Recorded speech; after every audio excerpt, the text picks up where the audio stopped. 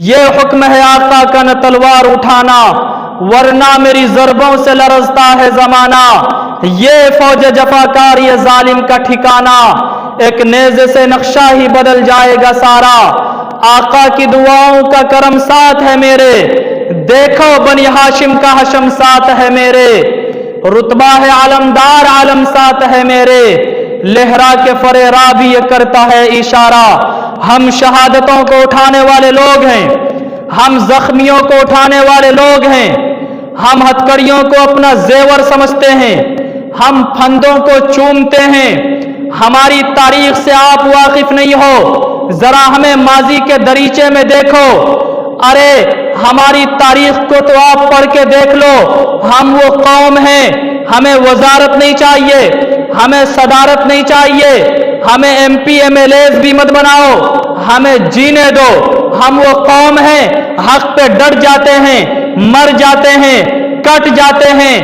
اگر آپ کو غلط فہمی ہوگی تو اچھا نہ ہوگا۔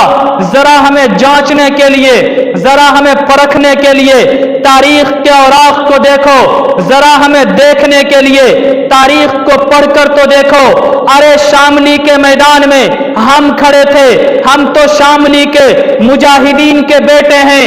ارے ہم امبالہ کے مجاہدین کے بیٹے ہیں، امرتسر کے مجاہدین کے بیٹے ہیں، بنگال کے مجاہدین کے بیٹے ہیں، دلی کے مجاہدین کے بیٹے ہیں۔ ارے ہماری تاریخ انگریز کی لائبریری سے پوچھو، ہم تو شاہ اسماعیل شہید کے بیٹے ہیں۔ ارے ہم تو میسور کا جہاد لڑنے والوں کی روحانی اولاد ہیں، سید احمد شہید کے بیٹے ہیں۔ آؤ آؤ آؤ آؤ نا، خضر حیات تمہیں بالا کوٹ لے کے چلتا ہے، وہاں بہت ساری قبریں ہیں۔ ایک قبر سید احمد شہید کی ہے، ایک قبر شاہ اسماعیل شہید کی ہے۔ آپ ذرا کان لگا کر زبان حال سے پوچھو تو صحیح، وہ آپ کو جواب دیں گے۔ آپ تو دلی کے ہو، آپ کا بالا کوٹ کیسے آنا ہوا؟ آپ تو نرم زمین کے ہو، آپ کا سخت زمین پہ کیسے آنا ہوا؟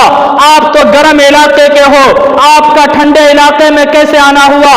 تو وہ آپ کو جواب دیں گے۔ دیوبند کے بیٹوں کی خمیر میں دین کی بھی محبت ہے، ملک کی بھی محبت ہے۔ وہ کسی فرعون سے نہیں ڈرتے، وہ کسی دجال سے نہیں ڈرتے، وہ کسی ہٹلر سے نہیں ڈرتے۔